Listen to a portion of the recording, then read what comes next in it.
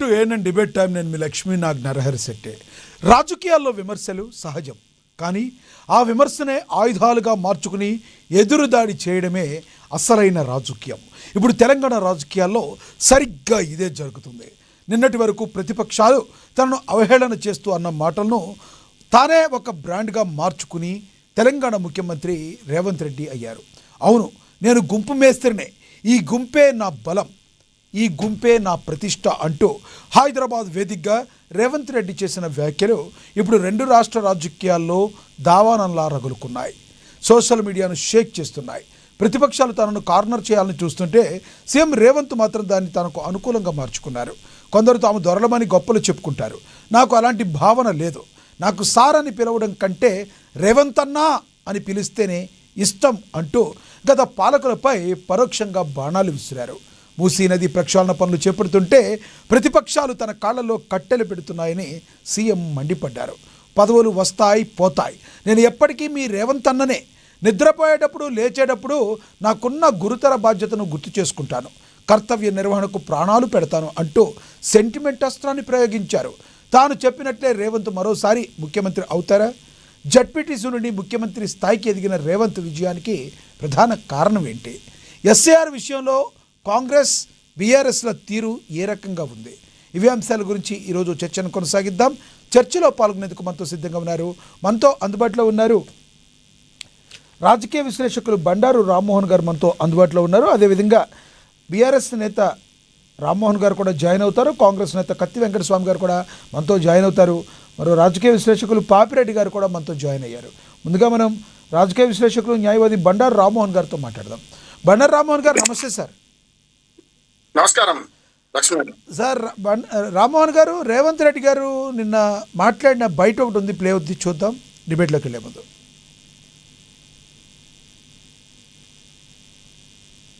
అనుకోను, నేను గుంపు మేస్త్రిని, ఈ గుంపు అంతా నాది, గుంపుకు నేను మేస్త్రిని, ఈ గుంపు అంతా నాది, ఈ గుంపు నాది, ఈ గుంపే కదా నా బలము, ఈ గుంపే కదా నా ప్రతిష్ట, ఈ గుంపే కదా నా సంక్షేమాన్ని, నా అభివృద్ధిని ప్రజలకు తీసుకెళ్లేది. పేద ప్రజలకు మా ప్రభుత్వానికి వారధులు బ్రిడ్జ్ ఈ గుంపే కదా. అందుకే నేను గుంపు మేస్త్రిని అని చెప్పిన. కొంతమంది గొప్పలు చెప్పుకుంటారు, మేము దొరలమని, మా గడీలు ఉన్నాయని. అట్లాంటి పోకడలు నా దగ్గర ఏం లేవు. ఆ రోజైనా ఈ రోజైనా, ఆనాడు జిల్లా పరిషత్ మెంబర్గా ఉన్నా, లేదా ఎమ్మెల్సీగా ఉన్నా, ఎమ్మెల్యేగా ఉన్నా, ఎంపీగా ఉన్నా, కాంగ్రెస్ పార్టీ అధ్యక్షుడిగా ఉన్నప్పుడు మీరు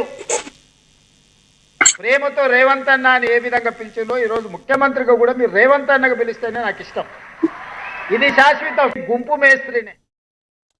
ఎలా చూస్తారు రామ్మోహన్ గారు రేవంత్ రెడ్డి గారి కమెంట్స్? మంచిదే కదా. తన ఉన్నతి మొత్తం, రాజకీయ ఉన్నతి మొత్తం 5 మాటల్లో చెప్పేశారు. జడ్పీటీసీ నుంచి ముఖ్యమంత్రి వరకు ఎదిగిన తీరు చెప్పారు.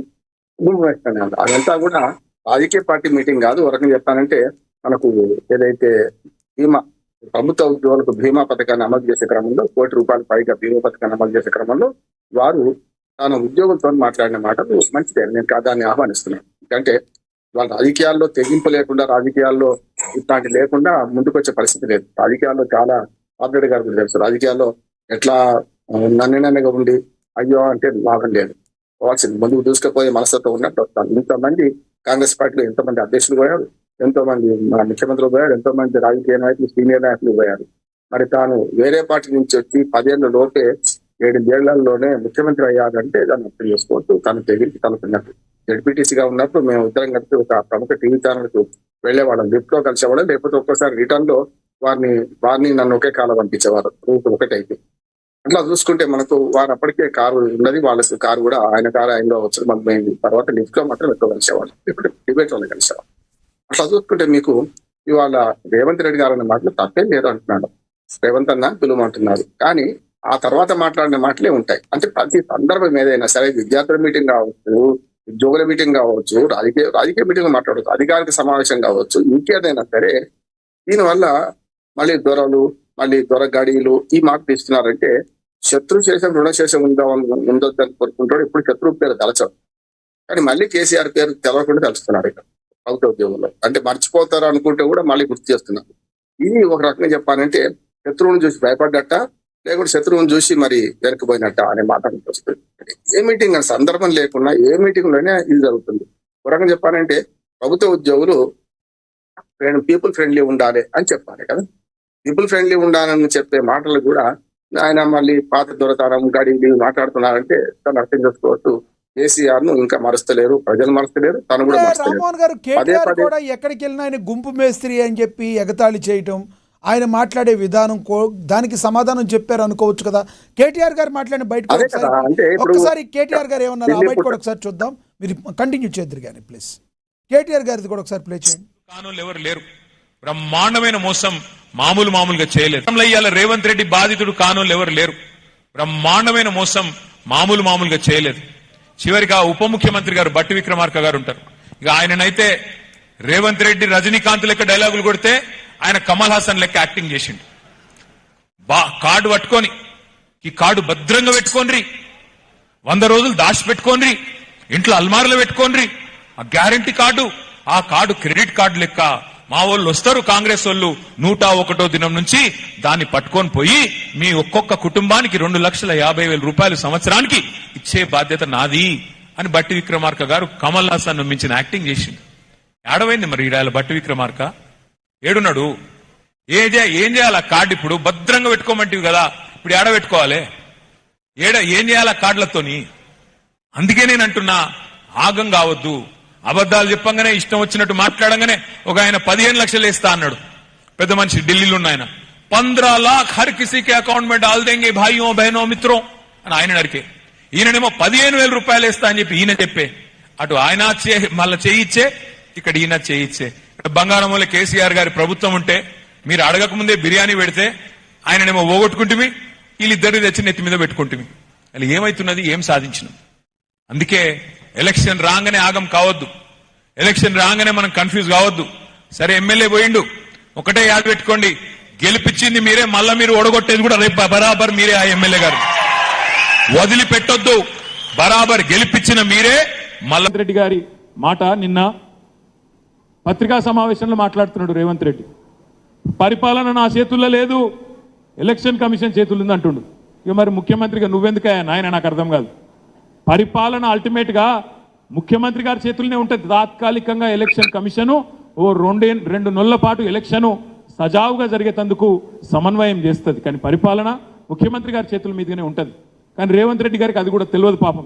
ఎందుకంటే మీకు తెలుసు, ఆయనే చెప్పిండు ఎలక్షన్ ముందు, సార్ మరి నీకు పరిపాలన అనుభవం లేదు కదా, ఎట్లా నడుపుతావు అంటే ఏమన్నాడు? ముఖ్యమంత్రి పదవి ఏముందా, గుంపు మేస్త్రి పదవి అని మాట్లాడిండు. ఆయననేమో గుంపు మేస్త్రి ముఖ్యమంత్రి, ఇక ప్రధానమంత్రి ఏమో తాపీ మేస్త్రి. ఇద్దరు కలిసి తెలంగాణకు సమాధి కట్టే చక్కర్లు ఉన్నారు. నేను మీకు అందుకే చెప్తున్నా, వాళ్ళు సమాధి కట్టే చక్కర్లో ఉన్నది మనకే, మన తెలంగాణ. రైట్. కేటీఆర్ గారికి ఎక్కువగా సినిమా వాళ్ళన్నా సినిమాల పట్ల ఆసక్తి ఎక్కువ అనుకుంటా. ఏ ముహూర్తానికి రామారావు గారిని పేరు పెట్టారో గారిని కేసీఆర్ గారు ఎక్కువగా సినిమా వాళ్ళని ఎక్కువగా ఉపయోగిస్తూ ఉంటారు ఆయన ఎక్కడన్నా మాట్లాడేటప్పుడు. ఏమంటారు లక్ష్మణ గారు? ఇప్పుడు వ్యక్తిత్వ హననం, వ్యక్తిగత హననం చేయొద్దు, ఎవరు చేసిన తప్పే. ఆయన కూడా రేవంత్ రెడ్డి గారు కూడా గతంలో ఇప్పుడు గుండు మేస్తారు అంటే తాడి చెట్టు అంతా పెరిగింది అని హరీష్ రావును, నీళ్ళు పుట్టని మనకు కేటీఆర్ ను అన్న సందర్భం ఇచ్చాం కదా. అందుకని ఇప్పుడు వీటి ఈ జోలికి పోతే మనం వాళ్ళ జిలేబీ చెక్కలో మనం ఎత్తిపోతాం. స్పష్టంగా చెప్తుంది, ఈ మాటలు ఒకరి మీద ఒకరి మాటలు సరైనది కాదు. అట్లా అనుకుంటే కేసీఆర్ గారు కూడా అడ్డొకరికి మాట్లాడే సందర్భాలు ఉన్నాయి.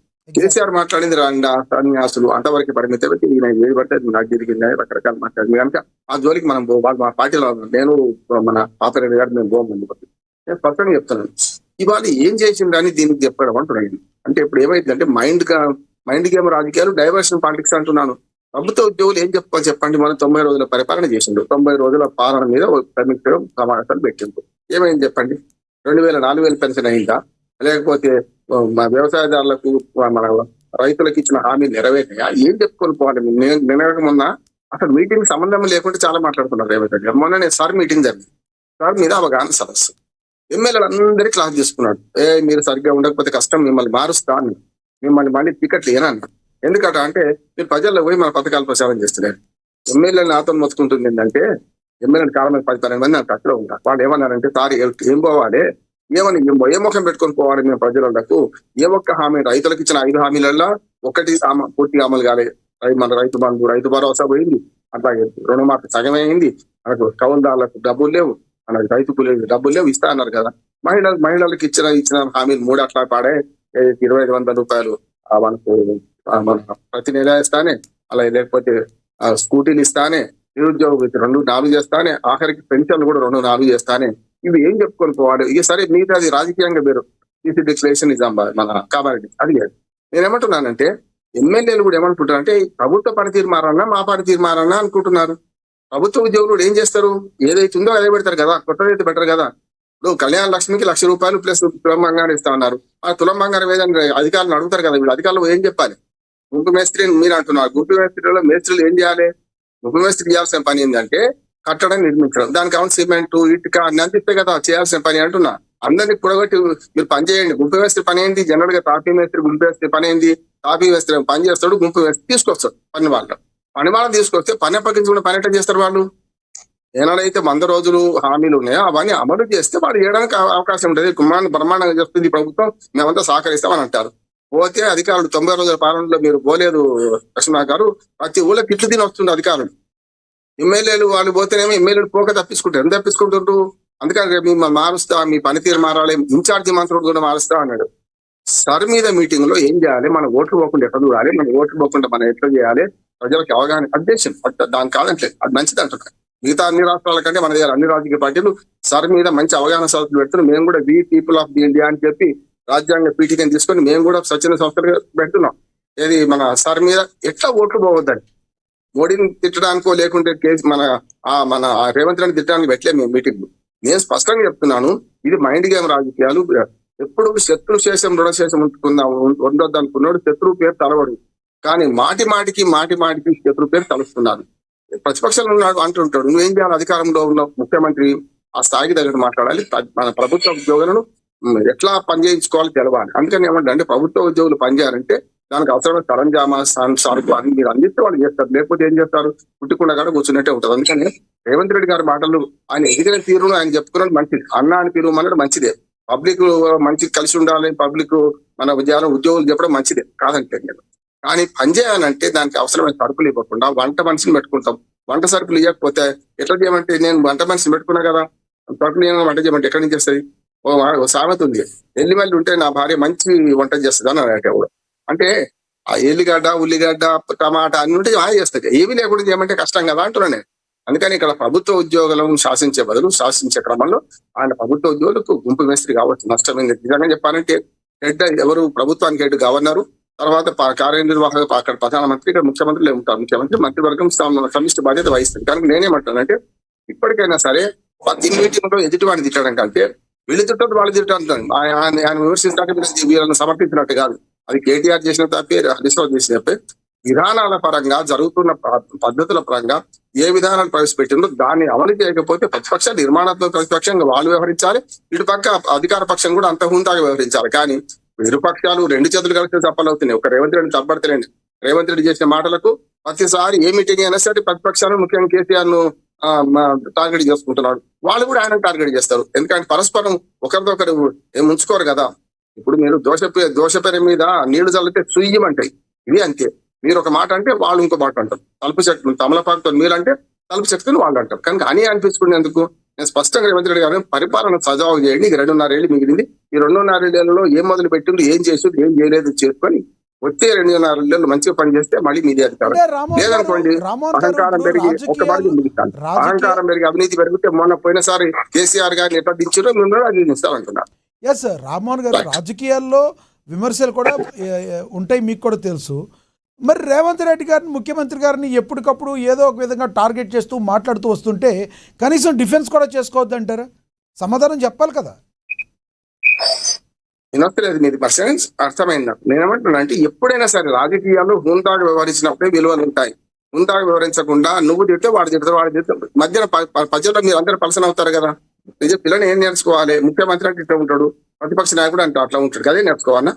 అందుకనే సమస్య లేదు. తెలంగాణ వచ్చినప్పటికి ముందు రాజకీయాలు అట్లే ఉంది, తెలంగాణ వచ్చినాక అట్లే ఉంది. కొంచెం భాష మారింది అంతే, తేడా ఏం తేడా లేదు. కనుక నా ఉద్దేశం ఏంటంటే ఎప్పుడు కూడా అధికారంలో ఉన్నప్పుడు డిఫెన్స్ లో ఉండాలి, అధికారం లేనప్పుడు అఫెన్స్ చేస్తుంటాడు. అఫెన్స్ చేసిన వాడిని డిఫెన్స్ లో పెట్టుకొని వాడు సరైన జవాబు ఇచ్చినప్పుడు మాత్రమే సరైన విధంగా ఉంటుంది. నా ఉద్దేశం ఏంటంటే ఈ మాటలు తూటాలు వద్దు, పరిపాలన సజావుగా చేయండి. వచ్చే 2.5 ఏళ్లలో మంచి పరిపాలన చేస్తే మీకే అధికారం ఇస్తారు. కాబట్టి 10 ఏళ్ళు చూసిగా 9 ఏళ్ళు వాళ్ళని చూసిండ్రు, పండుగ కొట్టిండ్రు. మీరు కూడా ఇదే పద్ధతిలో కేసీఆర్ గారు మాట్లాడి నేను కూడా మాట్లాడతా అంటే మిమ్మల్ని కూడా అదే పని చేస్తారంటారు. అట్లనే కాకుండా ఉండాలంటే రేవంత్ రెడ్డి గారు ఏదైతే తన ఉన్నతి గురించి చెప్పుకోవడం ఇవన్నీ మంచిది. అన్న అని పిలవడం వద్దని ఎవరు అంటలేరు, కారని పిలవడం ఎవరు అంటలేరు. కానీ ఆయన చేసే పనులు ఏవైతున్నాయో ఇప్పటిదాకా ప్రభుత్వ అధినేతగా తను చేసే పనులు ఏవైతున్నాయో అవి హామీలు అమలు కావాలి. అట్లాగే సర్వతోముఖ అభివృద్ధి కావాలి. తెలంగాణలో ఏవైతే హామీలు ఇచ్చారో అంటే మేబీ మన సంక్షేమ పథకాల హామీలు అంటలేదు. ఇప్పుడు మూసీ ప్రక్షాళన అంటున్నాడు, అంటే మన ఫ్యూచర్ సిటీ అంటున్నారు, లేకపోతే RRR అంటున్నారు. నిజంగా కొన్ని పని చేస్తున్నాడు, అవన్నీ చేసుకొస్తే ఇంకా మంచిదే కదా అని నేను అంటాను. అంటే మీరు పని మీరు చేయండి, చెప్పండి, ప్రభుత్వం ఇప్పుడు నిలబెట్టుకోండి, రేవంత్ పని రెడ్డి చేయండి. గారు పరిపాలన ఏ విధంగా ఉందంటే మీరు ఏం చెప్తారు? ఇప్పుడు ఆయన చేసే మంచి పనులు నేనే ప్రజలు పాస్ మార్కులు గుర్తిస్తారంటే వేస్తున్నా. పాస్ మార్కులు దాటిపోతలేదు, పాస్ మార్కులు మాత్రమే పడ్డాయి, అది దాటలే. ఫస్ట్ క్లాస్ కాదు, డిస్ట్రిక్ట్స్ అంతకంటే కాదు. ఇప్పుడు ఎక్కడ ఉన్నది అక్కడనే ఉన్నది. దాని మొదలు ఈ 2.5 ఏళ్లలో ఈ ఏవైతే పొరపాటు జరిగిన సవరించుకోవాలి, ముందుకెళ్ళాలనే పరిస్థితి కావాలి. అంతకన్నా చివరిగా ఏమైనా చెప్తారా? చివరిగా ఏమైనా చెప్తారా మీరు? ఎందుకంటే మీకు ఏదో వర్క్ ఉంది అన్నారు. చివరిగా ఏం లేదు సార్, ఏం లేదు సార్, చివరిగా ఏం లేదు సార్, ఏం లేదు. అదే చెప్తున్నాను కదా, పాస్ మార్కులే పడ్డాయి. ఇప్పుడైనా సరే ప్రతిపక్షాలను తిట్టడం మానుకొని తాను పనితీరు చేస్తే తన పని వాళ్ళ పేరు తెచ్చుకోవాలి. ఎదుటివాడి బలహీనతల మీద ఆధారపడితే మనం మనగలగలం. ఇది మన రేవంత్ బలాల రెడ్డి మీద మన ఆధారపడాలి, ఎదుటివాడి బలహీనతను అందరికీ ఉపయోగించుకోవాలి. చెప్తున్నారు, ఎవరికైనా చెప్తున్నారు మీరు? రైట్ సార్, మంచిది.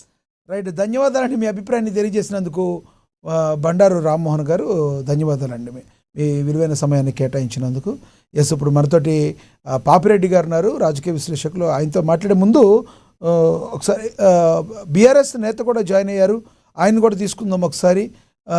రామ్మోహన్ గారు నమస్తే అండి. నమస్తే. ఎస్, రామ్మోహన్ గారు ఏమంటారు మీరు? రేవంత్ రెడ్డి గారు నిన్న మాట్లాడిన మాటలు కానీ ప్రస్తుత కాంగ్రెస్ ప్రభుత్వ పరిపాలన కానీ ఏ రకంగా ఉందంటారు? ఏం చెప్తారు మీరు? మాది దొరల వాయిస్ సరిగ్గా రావట్లేదు. దొరల పాలన గడిల పాలన కాదు, నేను అవును గుంపు మేస్త్రినే, ఈ గుంపు కోసమే కదా నేను మేస్త్రినయ్యాను అని చెప్పి రేవంత్ రెడ్డి గారు పునరుద్ఘాటించారు. ఎలా చూస్తారు మీరు? నువ్వు రేవంత్ రెడ్డి గారితో మనం ఇంతకంటే పెద్దగా ఎక్స్పెక్ట్ చేసింది ఏం లేదు. ఎందుకంటే గుంపు మేస్త్రి పని ఏంది? గుంపును తీసుకుపోయి వేరే దగ్గర తాకట్టు పెట్టి వాళ్ళ నిట్ట నిలువలా ముంచేయడం గుంపు మేస్త్రి పని. ఈ రోజు రాష్ట్రంలో అదే పని చేస్తున్నాడు ఆయన. పరిపాలన గాలికి వదిలేసిండు. ఆ గుంపును తీసుకుపోయి ఎక్కడ తాకట్టు తాకట్టు పెడుతుంటే అది ఎట్లా డబ్బులు సంపాదించుకోవాలో సంపాదిస్తా ఉన్నాడు.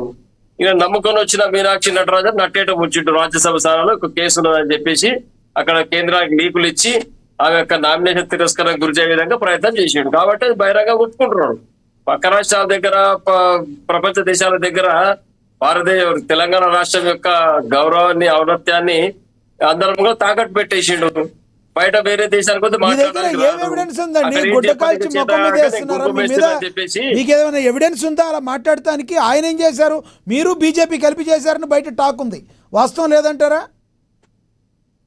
వాళ్ళ యొక్క రాజ్యసభ సభ్యత్వ నామినేషన్ వ్యక్తి వారి యొక్క మీనాక్షి నటరాజన్ గారు, కాంగ్రెస్ పార్టీ రాష్ట్ర వ్యవహారం ఇన్ఛార్జ్ గారు. వారు మేమెందుకు చేస్తామండి? అక్కడ పోయిన వాళ్ళు మీనాక్షి నటరాజన్ గారు గెలవద్దు అని చెప్పేసి ఇక్కడ నుంచి లీగల్ ఇచ్చింది వాళ్ళు. ఎందుకంటే తను స్ట్రిక్ట్ గా ఉంది, ఎవరు పైరవులకు ఒప్పుకుంటలేదు. కాబట్టి మరి రాష్ట్రంలో నామినేషన్ ఇక్కడ ఉన్న ఇన్ఛార్జ్ను ఎన్నికల్లో గెలిపించుకున్న బాధ్యత ముఖ్యమంత్రి రేవంత్ రెడ్డి గారిది, పిసిసి అధ్యక్షుడు మహేష్ కుమార్ గౌడ్ గారిది. మరి ఇద్దరు సమన్వయం లేకనే ఇది గుంపు మేస్త్రి కాబట్టి పని ఏంది? గుంపు మేస్త్రి పని గుంపును తీసుకుపోవాలి, నట్టేయడం ఉంచాలి. నమ్మించి నయవంచన చేసే పని గుంపు మేస్త్రి పని కదా. అలా ఎలాగండి? గుంపు మేస్త్రుల సంఘం మీరు మాట్లాడిన మాటలు వింటే వాళ్ళ మనోభావాలు దెబ్బతిని మీ మీద కేసు పెడతారు. గుంపు మేస్త్రి పని అలా అని మీరు ఎలా చెప్తారు? వినండి, రేవంత్ రెడ్డి గారు చూసే పని చెప్తున్నా. ఈ రోజు ఇక్కడ నుంచి గుంపు కట్టి తీసుకుపోయే వాళ్ళు వివిధ రాష్ట్రాల్లో వలస కూలీలను తీసుకుపోయి అనేక ఉదంతాలు ఉన్నాయి. కార్మికులంతా ఇబ్బంది పడుతున్నారు. ఎవరైతే గుంపు మేస్త్రిలోనో పక్క రాష్ట్రాలు రాజస్థాన్, గుజరాత్, మధ్యప్రదేశ్ తీసుకెళ్లి ఎంత ఆగడాలు చేసిరో పాలమూరు సంబంధించినటువంటి లేబర్ జిల్లా సంబంధించిన మాకు ఆ విషయాలు తెలుసు, ఆ కష్టాలు తెలుసు మాకు. కాబట్టి ఖచ్చితంగా ఎవరైనా వస్తే కూడా మాట్లాడగలుగుతాం, దాంట్లో ఎలాంటి ఇబ్బంది లేదు. కానీ ఇటువంటి గుంపు మేస్త్రీలు రాష్ట్రానికి పనికిరారు. రాష్ట్రానికి పనికొచ్చే సమర్థులైన నాయకత్వం కావాలి మాకు. సమర్థులైన నాయకత్వం ఉండి రాష్ట్రాన్ని నడిపించగలగాలి. పాలమూరు బిడ్డనని చెప్పుకునే వ్యక్తి రేవంత్ రెడ్డి గారు. ఇటువంటి మాటలు ఆక్షేపణీయం. ఎందుకంటే పని వ్యవహారం అర్థమవుతుంది కదా. రాష్ట్రంలో గడిచిన 30 నెలలుగా జరిగిన పని అంతా చూస్తూనే ఉన్నాం మనం. హైడ్రాప్ ఇది ఏం జరిగింది, ఎన్నికల పేరు మీద ఏం జరుగుతోంది మొత్తం గమనిస్తున్నారు ప్రజలందరూ, తెలంగాణ ప్రజలందరూ కూడా. పాలకులు ఏదైతే చెప్పినారో ఆ రోజు అధికారులు రాకముందుకు ఏదైతే చెప్పినారో సీట్లో కూర్చోడానికి, అవన్నీ ఒక్కటి కూడా చిత్తశుద్ధుడు అమలు చేయలేదు. కేవలం ఇటువంటి డైలాగ్ కొట్టడం, సినిమాటిక్ డైలాగ్ మాట్లాడడం, ఎదుటి వాళ్ళ మీద బురద చల్లడం, పరుష పదజాలం మాట్లాడడం, టాపిక్ ను డైవర్ట్ చేయడం, వ్యవస్థను డైవర్షన్ చేయడం, మొత్తం ప్రజల యొక్క దృష్టి మరల్చడం, ఇదే పని రేవంత్ రెడ్డి గారిది. ఇంతకంటే ఆయనతో ఏం ఎక్స్పెక్ట్ చేస్తామని మనం ఒక ప్రతిపక్షాలకు ఈ రోజు సిగ్గుపడుతున్నాం మేము. అది ఎన్నిసార్లు చెప్పినా ఆయన బుద్ధి మార్చుకోడు, మాట తీరు మార్చుకోడు, పద్ధతి మార్చుకోడు, గాలి మాటలు మాట్లాడితే అయిపోతుంది. మీడియా ముంగలు వచ్చి డైలాగ్ కొట్టాలి, ఏది హల్చల్ అనిపిస్తే అది మీడియాలో హైక్ అవుతుంది. కాబట్టి దానిపైన పోతున్నారు. కానీ రాష్ట్రంలో ప్రజలు ఏం కోరుకుంటారు, మహిళలు ఏం కోరుకుంటారు, ఈ అగ్రికల్చర్ రైతులు ఏం కోరుకుంటారు, వలస కూలీలు ఏం కోరుకుంటున్నారు, కౌలు రైతులు ఏం కోరుకుంటున్నారు, దీనిపైన స్పష్టత లేదు. అంటున్నారు కేటీఆర్ గారికి సినిమా ఫీల్డ్కి చాలా దగ్గర సత్సంబంధాలు ఉన్నాయి. ఎప్పుడు కమల్ హాసన్ అని లేదంటే రజనీకాంత్ అని సినిమా వాళ్ళతో ప్రయాణం చేసేది కేటీఆర్, కాబట్టి కేటీఆర్ పెద్ద నటుడు అని చెప్పి కాంగ్రెస్ కార్యకర్తలు అంటున్నారు. ఏమంటారు మీరు? సినిమా వాళ్ళతో సత్సంబాలు ఉండడం అనేది అనాదిగా వస్తున్నది. ఆ రోజు మద్రాసు నుంచి మన యొక్క ఉమ్మడి రాష్ట్రానికి సినీ ఫీల్డ్ తీసుకొచ్చినారు. తర్వాత తెలంగాణ ఏర్పడిన తర్వాత సినీ పరిశ్రమ వర్ధిల్లాలని చెప్పేసి, అదేవిధంగా ఒక కార్మికులకు న్యాయం జరగాలి తెలంగాణ సినీ కార్మికులకు అని వాళ్ళతో సత్సంబాలు కొనసాగించి మన యొక్క తెలంగాణ వాసులకు, తెలంగాణ యొక్క ఎవరైతే కార్మికులు కానీ, హీరోలు కానీ, యాక్టర్స్ కానీ, ఇంకెవరైతే పెద్ద ఆరోపణ అయితే ఉంది. గత తెలంగాణ వచ్చిన 10 ఏళ్లలో రామ్మోహన్ గారు సంబంధాలు పెట్టుకుని తప్పితే తెలంగాణ వచ్చిన 10 ఏళ్లలో తెలంగాణ నుంచి ఏ సినిమా కార్మికుడికి కూడా న్యాయం చేయలేదు బీఆర్ఎస్ పార్టీ. ఏ ప్రొడ్యూసర్కి న్యాయం చేసింది? అంతా కూడా ఆంధ్ర వాళ్ళని వెంటేసుకుని తిరిగి వాళ్ళకే టికెట్లు ఇచ్చి వాళ్ళనే ముందుకు తీసుకెళ్లడంలో బీఆర్ఎస్ పార్టీ మంచి లాభం చేకూర్చింది. వాళ్ళకి సినిమా ఇండస్ట్రీ మీద మోజుతో ఇది చేసింది అని ప్రధాన ఆరోపణలు ఉన్నాయి మీ మీద, మీ పార్టీ మీద. ఈరోజు సినిమా ఒక్కటి గుర్తుపెట్టుకోవాలి మన లక్ష్మీనాథ్ గారు. తెలంగాణ రాకముందుకు తెలంగాణ యాసను, తెలంగాణ భాషను రౌడీలకు, గుండాలకు ఆపాదించి సినిమాను, తెలంగాణ యొక్క సంస్కృతిని వీళ్ళు గాయపరిచిన వ్యక్తి ఉమ్మడి రాష్ట్రంలో జరిగింది. అది మనం అందరు గమనించాలి. తెలంగాణ రాష్ట్రం వచ్చిన తర్వాత తెలంగాణ యాసలో, తెలంగాణ భాషలో సినిమాలు వచ్చి అద్భుతంగా ఆడి మనకు స్థానికంగా ఎవరైతే జూనియర్ ఆర్టిస్టులు కావచ్చు, ఆర్టిస్టులు అనేది హీరోలు తయారయ్యి చిన్న డైరెక్టర్లు పెద్ద సినిమాలు తీసి అద్భుతమైన ప్రదర్శన చేసి తెలంగాణ రాష్ట్రంలో మన బలగం సినిమా తీసినటువంటి వేణు అసోటి వ్యక్తి తెలంగాణ భావజాలాన్ని, తెలంగాణ అస్తిత్వాన్ని, తెలంగాణ యొక్క ప్రేమలను, ఆప్యాయతల బలగం సినిమాలో చూపించి ఇంటర్నేషనల్ అవార్డు కూడా తీసుకోవడం జరిగింది. మరి దీనిపైన ఏం చెప్తారు మన సమాధానం కాంగ్రెస్ పార్టీ కార్యకర్తలు? కాబట్టి ఇవన్నీ కేవలం రాజకీయ ఆరోపణలు కాదు, జరిగిన మార్పు గమనించాలి మనం. జరిగిన దాన్ని అప్రిషియేట్ చేయాలి, జరగకుంటే సద్విమర్శ చేయాలి. అంతేగాని ఏం జరగలేదు 10 సంవత్సరాలు అని చెప్తే హైదరాబాద్ ఈ బెస్ట్ సైడ్ పోయి చూస్తే అర్థమవుతుంది ఒక కాంగ్రెస్ పార్టీ నాయకులకు హైదరాబాద్ అప్పుడు ఎట్లా ఉంటే ఇప్పుడు ఎట్లా అయింది అనేది. ఈ జరిగిన అభివృద్ధిని మనము కళ్ళ ముందు కనిపిస్తున్నదని లేదు అనడం. సచివాలయం ఎక్కడి నుంచి వచ్చింది, పోలీస్ కమాండ్ కంట్రోల్ ఎక్కడి నుంచి వచ్చింది, ఫ్లైఓవర్లు ఎక్కడి నుంచి వచ్చినాయి, ఈ హైదరాబాద్ మొత్తం ఎట్లా విస్తరించబడింది, ఐటీ కంపెనీలు ఎట్లా వచ్చినాయి, ఇవన్నీ గడిచిన 10 సంవత్సరాలే కదా. అంతకుముందు రాజశేఖర రెడ్డి గవర్నమెంట్ ఎట్లా ఉన్నది, కిరణ్ కుమార్ రెడ్డి ఎట్లుంది, రోషియా గారి పాలన ఎట్లుంది, ఈ 3 కాంగ్రెస్ ప్రభుత్వం 10 సంవత్సరాలు జరిగిన యొక్క పనిని తర్వాత ముఖ్యమంత్రి కేసీఆర్ గారు వచ్చిన 10 సంవత్సరాల పనిని పేరు చేసి చూస్తే అర్థమవుతుంది. ఇందులో అంతా సగం చదివినోళ్ళు, హై స్కూల్ స్థాయి నుంచి నాయకులు అయ్యారు. కాబట్టి అర్థం కాదు, వాళ్ళు చెప్పిన విషయం అర్థం కాదు. ఎవరితో మేధావులు ఆయన చెప్పిన విషయం విశ్లేషించుకునే శక్తి కూడా కాంగ్రెస్ పార్టీకి లేదు. కాబట్టి ఇటువంటి మాటలు మాట్లాడుతున్నాం. రైట్, నేను మళ్ళీ మాట్లాడతాను మీతో. మనతోటి రాజకీయ విశ్లేషకులు పాపిరెడ్డి గారు ఉన్నారు, ఆయనతో మాట్లాడదాం. పాపిరెడ్డి గారు నమస్తే అండి. నమస్తే పాపిరెడ్డి గారు, ఏదైతే నన్ను గుంపు మేస్త్రి అని అంటున్నారో, అవును నేను గుంపు మేస్త్రినే. ఈ గుంపుకు మేస్త్రిని కాదా, నేను జడ్పీటీసీ నుంచి ముఖ్యమంత్రి స్థాయికి ఎదిగాను, కేవలం ప్రజల కోసమే నేను ఏదైనా చేస్తానని చెప్పి నిన్న రేవంత్ రెడ్డి గారు మాట్లాడటం జరిగింది. ఒక రకంగా రేవంత్ రెడ్డి గారి జర్నీ సక్సెస్ అని అనుకోవాలి. మీరే రకంగా చూస్తారు? ఎస్ఐఆర్ విషయంలో కాంగ్రెస్ ఎమ్మెల్యేలకు దిశానిర్దేశం చేయడాన్ని కూడా మీరు ఎలా చూస్తారు? కాంగ్రెస్ ఎమ్మెల్యేలకు దిశానిర్దేశం ఏ రకంగా ముందుకు వెళ్ళాలి ఎస్ఐఆర్ విషయంలో కొంచెం కోపంగా ఉన్నారు, ఎందుకంటే ఎస్ఐఆర్ విషయంలో మీరు తీసుకునే నిర్ణయాలు చాలా ఇంపార్టెంట్, బీజేపీ కావాలని టార్గెట్ చేస్తుంది అని చెప్పి వాళ్ళకి దిశానిర్దేశం చేశారు. ఎలా చూస్తారు మీరు? నువ్వు మొన్న చెప్పి నేను మొన్న వచ్చినప్పుడు ఏం చెప్పావు? లక్ష్మీనాథ్ గారు నువ్వు మాట్లాడినావు కదా నాతో. నేను వస్తున్నా, ఒక్క నిమిషం అంటే వెనుకకు వస్తున్నాం. హలో లక్ష్మీనాథ్ గారు, యా కంటిన్యూ చేయండి, మాట్లాడండి. ఇప్పుడు ఇది ఆయన గుంపు మేస్త్రి అని ఎవరు అన్నారు అన్నది పక్కకు పెడదాం ఇష్యూ. ఇప్పుడు ముఖ్యమంత్రి గారిని రకరకాలుగా అంటారు, గుంపు మేస్త్రి అంటారు, ముఠా నాయకుడు అంటారు, ఎవరు అంటారు. ఆయన గుంపు మేస్త్రి అని ఆయన అనుకున్నా పర్వాలేదు, ఇంకోటి అనుకున్నా పర్వాలేదు. గుంపు మేస్త్రి అనేది తక్కువ పదం ఏం కాదు, ఓకే.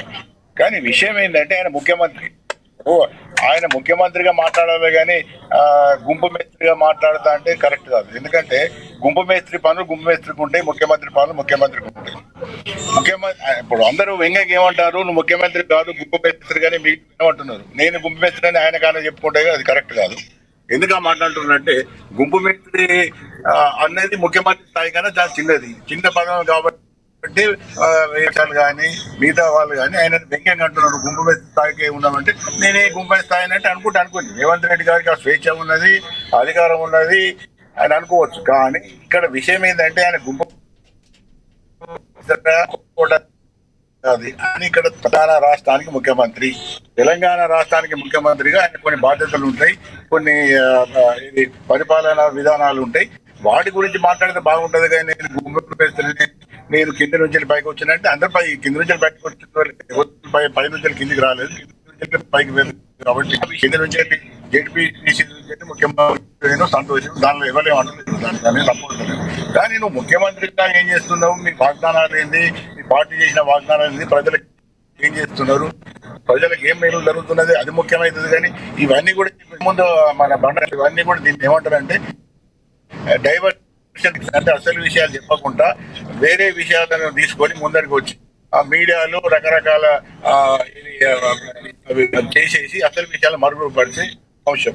కాబట్టి ఒకటేంటంటే ఎవరో చాలా మంది చాలా విధాలుగా అంటారు. అన్నంత మాత్రాన ఇప్పుడు ప్రధానమంత్రిని ఛాయ్ వాళ్ళ అంటారు. ఛాయ్ వాళ్ళ అంటే ఆయన రియాక్ట్ అవుతారు కదా, ఛాయ్ వాళ్ళ అని ప్రతి ఒక్కరు అంటారు. ఛాయ్ వాళ్ళ అంటే ఆయన నేనే ఛాయ్ అమ్ముకున్నాడు కాబట్టి ఛాయ్ వాళ్ళ అంటే ఆయన రియాక్ట్ కాడు. ఈయన నిజంగానే ఈయన మూటా మేస్త్రి ఉన్నాడా లేడా నాకు తెలియదు. కానీ ఆయన మూటా మేస్త్రి అని ఎవరంటే ఇగ్నోర్ చేయాలి, లేకపోతే పట్టించుకోవద్దు. నేను ఇప్పుడు ముఖ్యమంత్రికి నేను ఈ పనులు చేస్తానని చెప్పాలి. కానీ అట్లా కాకుండా మామూలుగా నేను మూటా మేస్త్రిని అది ఎందుకు, దాని సందర్భం ఏమున్నది, అక్కడెక్కడ ఎంప్లాయీస్ వాళ్ళని చేస్తూ ఎవరు అన్నారని ఇట్లా.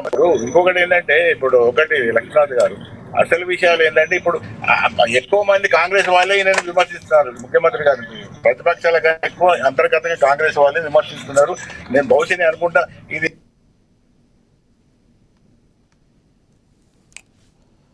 పాపిరెడ్డి గారు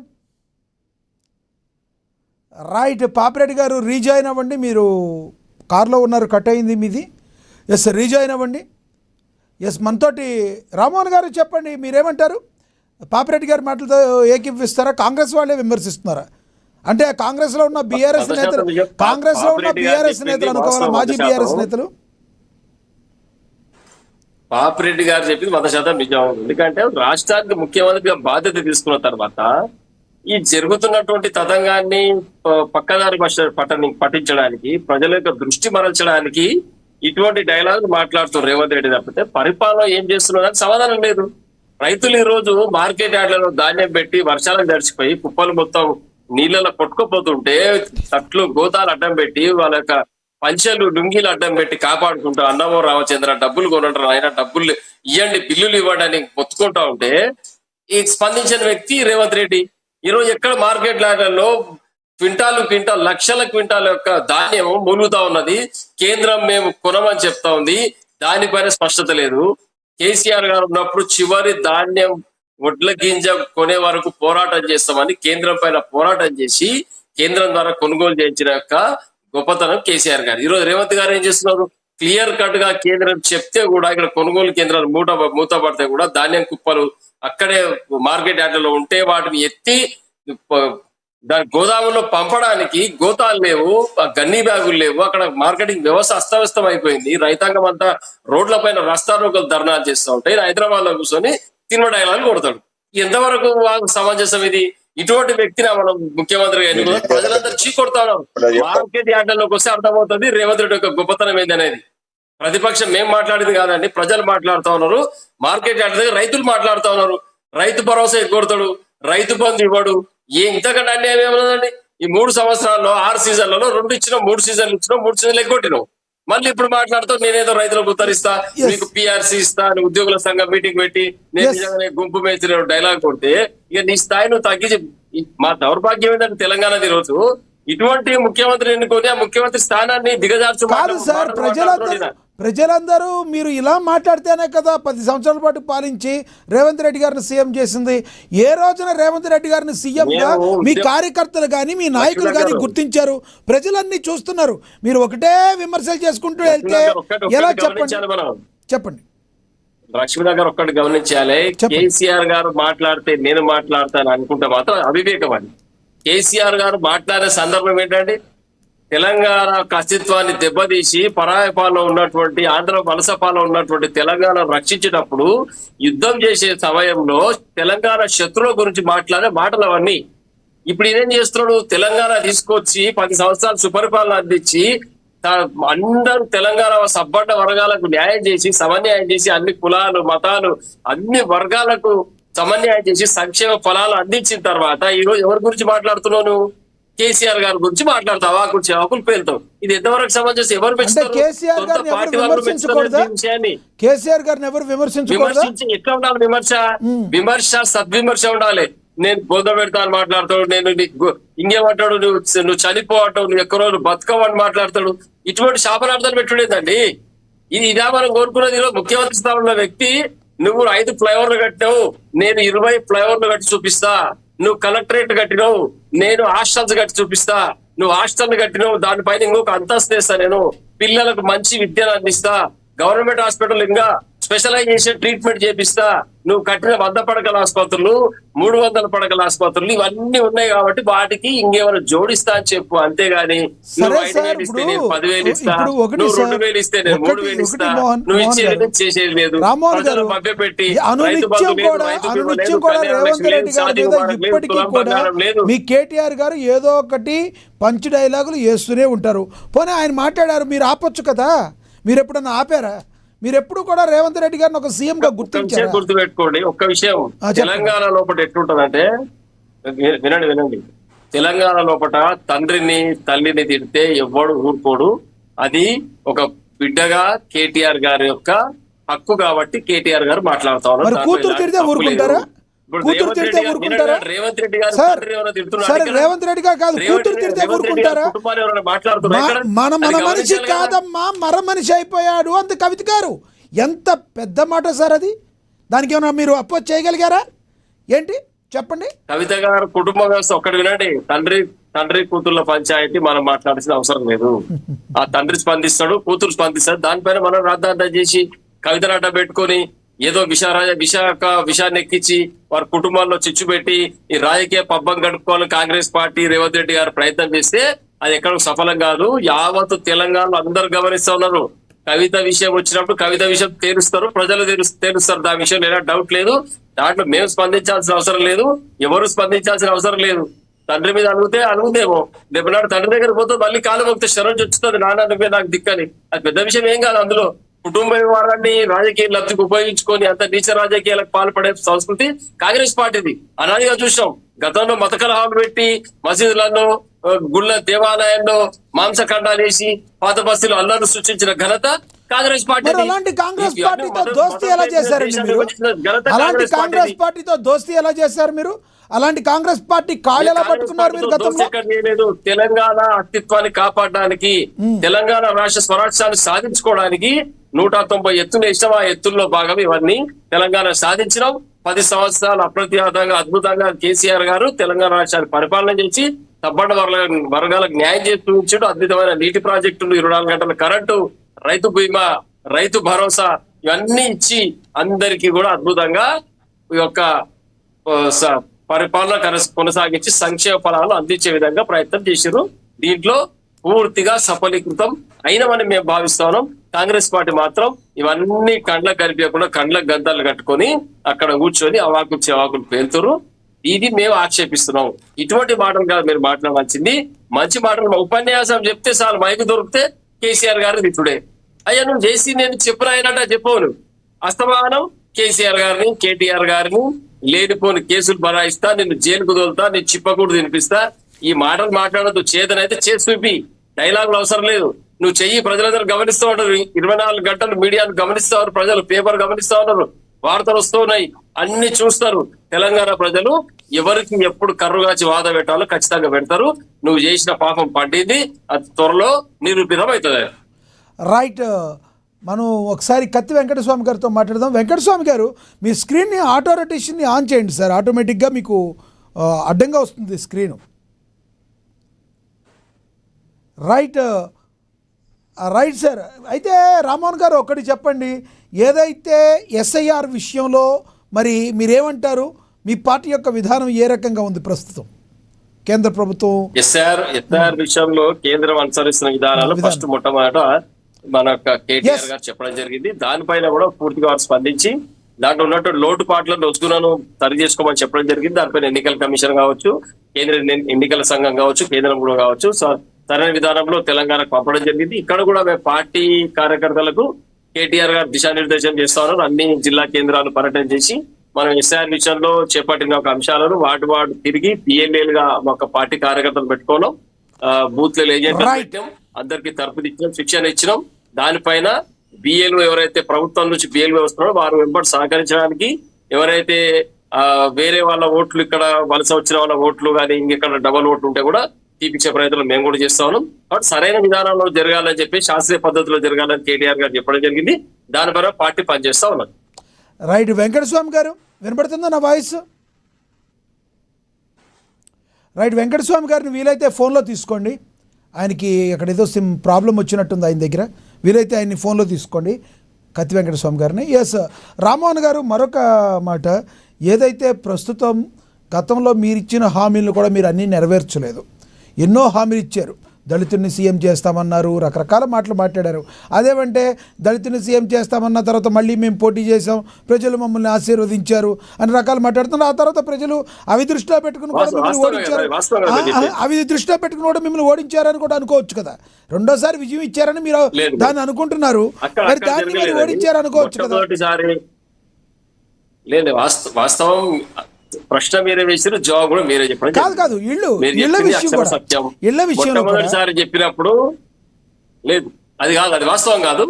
మొట్టమొదటిసారి చెప్పడం జరిగింది. తర్వాత పార్టీ శ్రేణులు, తెలంగాణ వాసులు, ఉద్యమకారులందరూ కూడా కేసీఆర్ గారి నాయకత్వంలో రాష్ట్రం ముందుకు పోవాలని ఆశించారు. అది జరిగింది. 10 సంవత్సరాలు అప్రతిహతంగా జరిగింది. జరిగిన తర్వాత ఎప్పుడైతే కాంగ్రెస్ పార్టీ ఈ కల్లబొల్లి మాటలు చెప్పి రైతులను మోసం చేసి, మహిళలను మోసం చేసి, నేను కేసీఆర్ గారి కన్నా కొంచెం ఎక్కువ ఇస్తా అని చెప్పేస్తే కొంచెం ముందు ఇబ్బందులో ఉండి ఆ యొక్క మాటను నమ్మి రేవంత్ రెడ్డి గారు ఓటేసిండ్రు. ఈ ఓటేసిన తర్వాత అర్థమైంది మనం పాము పాలు పోసినట్టే చందంగా తయారైన పరిస్థితి. మనం అన్యాయంగా ఎత్తిపోయినాం. ఈ రోజు పాతకుండా పొలగొట్టుకున్నట్టు వ్యవస్థ తయారైంది ఇక్కడ. రామ్మోహన్ గారు మీరు అందుబాటులో ఉండండి. రామ్మోహన్ గారు మీరు అందుబాటులో ఉండి మాట్లాడిద్దరు గారు. మీరు మనతో ఫోన్లో జాయిన్ అయ్యారు కత్తి వెంకటస్వామి గారు, కాంగ్రెస్ నేత, ఆయనతో మాట్లాడదాం. వెంకటస్వామి గారు నమస్తే సార్. వెంకటస్వామి గారు, నా వాయిస్ వినబడుతుందా? వినబడుతుంది, కొద్దిగా లో వాయిస్ వస్తుంది కానీ వినబడుతుంది. ఎస్ వెంకటస్వామి గారు, నిన్న ఏదైతే సీఎం రేవంత్ రెడ్డి గారు నేను ఇప్పుడున్న తెలంగాణ ప్రజలకు గుంపు మేస్త్రని అని తను మాట్లాడిన గతంలో మాట్లాడిన మాటల్ని పునరుద్ఘాటించారు. కానీ ఇంకోటి కూడా మాట్లాడారు, మేము కొందరు అంటారు మేము దొరలం అంటారు, గడీలం అంటారు, నేను అలాంటి వాడిని అయితే కాదని చెప్పారు. టోటల్గా ఈ వ్యాఖ్యలను ఎలా చూస్తారు? ప్రజెంట్ బీఆర్ఎస్ పార్టీ నేతలు రేవంత్ రెడ్డిని కార్నర్ చేసే ప్రయత్నం చేయడాన్ని మీరు ఎలా చూస్తారు? ముందుగా ప్యానెల్లో ఉన్నటువంటి పెద్దలకు మీకు నమస్కారం, ప్రేక్షకులకు కూడా నమస్కారం. ఇప్పుడు రేవంత్ రెడ్డి గారు అన్న ఒక మాటను దాన్ని ఏదో రాజకీయం చేసేటువంటి ప్రయత్నం చేస్తున్నారు. మరి గుంపు మేస్త్రి అంటే గుంపు మేస్త్రి అనేటోడు సమాజానికి ఏమన్నా నష్టం చేసేటోడా? గుంపు మేస్త్రి ఉంటే కాదు కదా. మేస్త్రి అనే పదము మన దగ్గర ఒక గ్రూప్ లీడర్ అని అర్థం. అది అవుట్ అండర్స్టూడ్ అండి. ఇంగ్లీష్ టర్మినాలజీకి అలవాటు పడిపోయి మనంత లీడర్ అది అని అంటున్నాం. కానీ మేస్త్రి అంటే ఒక గుంపు ఒక లీడ్ చేసేటోడు. So today that is leading Telangana state and Telangana మంత్రివర్గాన్ని లీడ్ చేస్తున్నాడు. కాబట్టి ఆ స్పిరిట్ లో తీసుకోవాలి తప్పితే ప్రతి పదాన్ని అట్లా అనుకుంటే కేసీఆర్ గారు ఎన్నో పదాలు మాట్లాడి అలా మాట్లాడినటువంటి మాటలు మాట్లాడి ఆ పదాలన్నింటినీ మనం వివరించుకుంటూ పోతే దానికి పెడార్థాలు తీస్తే వేరే వస్తాయి. అర్థం తీసుకోవాలి, దాని నుంచి పరమార్థం తీసుకోవాలి. కానీ ప్రతి పదాన్ని మనము నెగిటివ్ కోణంలో తీస్తే అంటే ప్రతిపక్షం అంటే అధికార పక్షాన్ని విమర్శించడానికే ఉంది అనేటువంటి భావన నుంచి ప్రస్తుత పరిపక్షం బయటికి రావాలి. ప్రతిపక్షం అంటే అధికార పక్షానికి ఒక చర్యలు కూడా తీసుకొని ఎప్పటికప్పుడు అలర్ట్ చేసేటువంటి ఒక క్యాటలిస్ట్ గా ఉండాలి. దానికి బదులు ప్రతి క్షణము ప్రజలు విమర్శించుకుంటూ పోతే విమర్శనే మనకు ఆయుధం.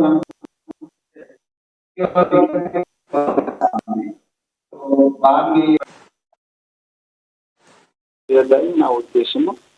ఈ రకరకాల ఆరోపణలు అయితే చేస్తున్నారు. ఇప్పుడు అమౌంట్ మాట్లాడితే వింటున్నా, ఏదో మేము వాళ్ళకంటే ఎక్కువ ఇస్తామంటే నమ్మిండ్రు అంటే నమ్మితే మేమేం మోసం చేయలేదు కదా, ఇస్తున్నాం కదా.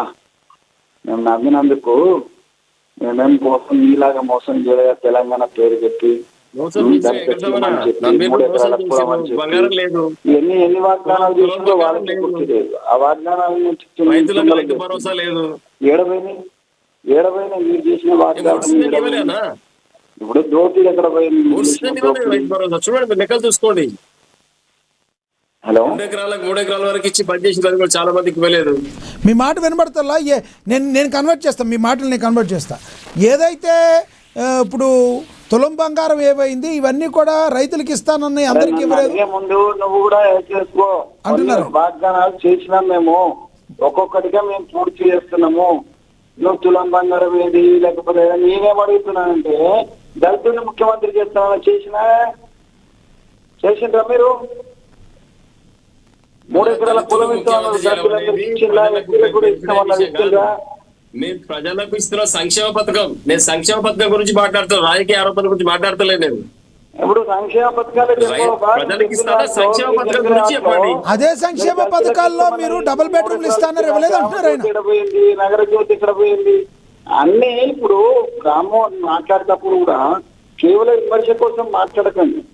ఏదన్నా ఉంటే ఒక పర్టికులర్ దాని మీద మాట్లాడండి. మేము కూడా సమాధానం చెప్పడానికి ఉంటుంది. పూర్తిగా విమర్శ, ప్రతి విమర్శలో కాలం గడుపుతున్నాం మనము. సో అది కాదు రాజకీయము, అది కాదు ప్రతిపక్ష పాత్ర. అది ఆ ప్రతిపక్ష పాత్ర కూడా ఒక నిర్మాణాత్మక ప్రతిపక్షంగా ఇక్కడ లోపం జరిగినా మీరు ఎత్తి చూపేటువంటి పూర్తి హక్కు మీకు ఉంది. ఆ లోపాలను సరిదిద్దుకోవాల్సినటువంటి బాధ్యత మా మీద ఉంది. అట్లా ఒక నిర్మాణాత్మకంగా పోవాలి. కానీ తుమ్మితే కూడా విమర్శే, దగ్గుతే కూడా విమర్శే అలాంటి ఏం చేస్తాం? మీకు వెనతో బిడ్డ ఇచ్చిన మీకు ఒక ఆక్రోశం ఉన్నది. అధికారం పోయిందనే ఆక్రోశం ఉన్నది. 10 ఏళ్ళు అయితే అధికారం ఎంజాయ్ చేసిందిగా.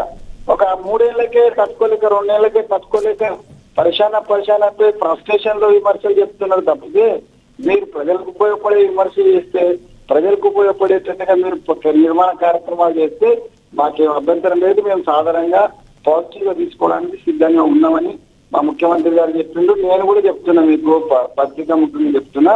సద్విమర్శ చేసి, సజెషన్ చేసి, ఈ జరిగే పొరపాటు ఏమైనా పొరపాటు జరిగితే దాన్ని సరిదిద్దేటువంటి క్రమంలో మీ అనుభవాన్ని, మీ సార్ యొక్క అనుభవాన్ని నుంచి కదలడు. ఆ కదలకపోయినా పర్వాలేదు, అక్కడి నుంచి సలహా ఇచ్చినా పర్వాలేదు. ఫామ్ హౌస్ లో కూర్చొని మొత్తం రాజకీయం 10 ఏళ్ళు చేసినాడు, ఇప్పుడు కూడా చేస్తున్నాడు. చేయనియండి, ఆయన ఎక్కడి నుంచి చేస్తున్నాడు కానీ ఎంత బాగా చేస్తున్నాడు అనేది ముఖ్యము. ఒకవేళ ఆయన ప్రతిపక్ష నాయకుడిగా వచ్చి మాకు అసెంబ్లీలో మమ్మల్ని నిలబెట్టి మా గల్లా బట్టి ఎందుకు చేస్తలేని అడిగితే అది ఒక అర్థం ఉంటది. ఇంటికాడ కూర్చొని ఈయనతోటి వాగిపించి, ఆయనతోటి వాగిపించి, లేని ఆరోపణలు చేసి ప్రతిదానికి అభివృద్ధి జరుగుతుందని చెప్తుంది. మేము చేసిన అభివృద్ధి కారణంగా ప్రజలు మేము కాదు మిమ్మల్ని ఓడగొట్టింది. ఈ తెలంగాణ రాష్ట్రం ప్రజలు ఓడగొట్టిండ్రు. మీరు మమ్మల్ని తింటున్నారంటే మీరు తెలంగాణ ప్రజలను తిట్టినట్టు లెక్క. మేము కాదు కదా ఓట్లేసింది, కాంగ్రెస్ పార్టీలు ఓట్లేస్తేనే గెలిచిన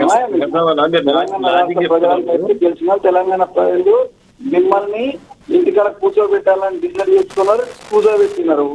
మీరు ఇంటికాడ కూర్చొని ఏం తెలియక మీరు ఏదేదో మాట్లాడుతున్నారు. మీరు నిర్మాణాత్మకంగా మళ్ళీ పనిచేసి మళ్ళీ అధికారం వస్తామనే విశ్వాసం వ్యక్తం చేస్తున్నారు కదా, పని చేయండి, మాకేం అభ్యంతరం లేదు. పొలిటికల్ దాంట్లో ప్రజాస్వామ్యంలో ఒక పార్టీ ఓడిపోతే గెలుస్తుంటది. గెలిచిన పార్టీ ప్రజలకు ఏం చేసింది అనేది చాలా ఇంపార్టెంట్. మీరు 10 ఏళ్ళలో ఏం చేసినా ఆత్మవిమర్శ చేసుకోండి. మేము 2.5 ఏళ్ళలో ఏం చేసిందని మేము ఆత్మవిమర్శ చేసుకున్నాం. లేకపోతే ఆ మీడియాను మీరు మీడియాను చూడాలి, మేము మీడియాను చూస్తాం. మీడియా నుంచి మీడియా ఎదుట అటు కేసీఆర్ రమ్మండి, ఇటు నుంచి రేవంత్ రెడ్డి చెప్తాడు, బహిరంగ చర్చ పెడదామంటే పెడదాం. అట్లా దమ్ముంటే అట్లా రాండి, నేను వస్తాను, నాకు అభ్యంతరం లేదు. ఎస్ రామ్మోహన్ గారు మీరు కంక్లూడ్ చేయండి, తర్వాత వెంకటస్వామి గారు కంక్లూడ్ చేస్తారు. వెంకటస్వామి అని చెప్పింది కూడా మేము కూడా అదే కోరుతున్నాం. నిర్మాణాత్మకమైనటువంటి మాటలు మాట్లాడాలని ముఖ్యమంత్రి గారికి చెప్తున్నాం, రేవంత్ రెడ్డి గారికి. మేము ప్రతిపక్షంగా అదే కోరుకుంటున్నాం. ఆయన్నే ఇష్టం వచ్చిన మాటలు మాట్లాడడం. మేమేం చెప్తున్నామన్నా, ఏవైతే ఇస్తారో దాని గురించే మాట్లాడుతున్నాం, విమర్శ ఏం చేస్తలేము. ఈయన హైడ్రా పేరు మీద చేసిన విధ్వంసాన్ని మీరు గమనించండి. ఎందుకు ఓవైసీ గారి కళాశాల వదిలిపెట్టి సల్గం చెరువులో, ఎందుకు ఇక్కడ రాజేంద్ర నగర్ దగ్గర ఉన్నట్టు ఫంక్షన్ హాల్ వదిలిపెట్టిండు పార్టీలో కలవగానే, ఇవన్నీ ఉన్నాయి కదా. ఈ పైన సమాధానం చెప్పబడుతున్నాం. జరిగిందని ఈ టైంలో కూడా ఈ చర్యలను తీసుకున్నారు కదా. ఆ నాగేశ్వరరావు మన నాగార్జునకు సంబంధించి మీరు ఇట్లా ముట్టుకోవడం చేసి మళ్ళీ ఆయన వచ్చి ఇక్కడ కలవని డ్రాప్ చేసి మీరు ఇప్పుడు గురుకుల అది మన గురుకుల ప్రాపర్టీకి సంబంధించి ఇవన్నీ కూడా మీరు మాత్రం ఆయన సంకరించుకొని తిరగలేదు. కానీ ఓవైసీ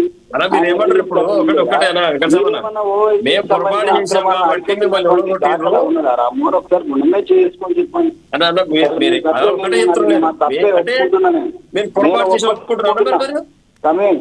రామ్మోహన్, నువ్వు అడిగిన క్వశ్చన్ తల వంచుతున్నా. ఎందుకంటే పెద్దలకు సంబంధించిన కొన్నిటువంటి ఇప్పుడు మేము ఉట్టి పుణ్యానికి బదనామైనా ఆ ఓవైసీ తోటి మాకు వచ్చింది లేదు, ఒరిగింది లేదు.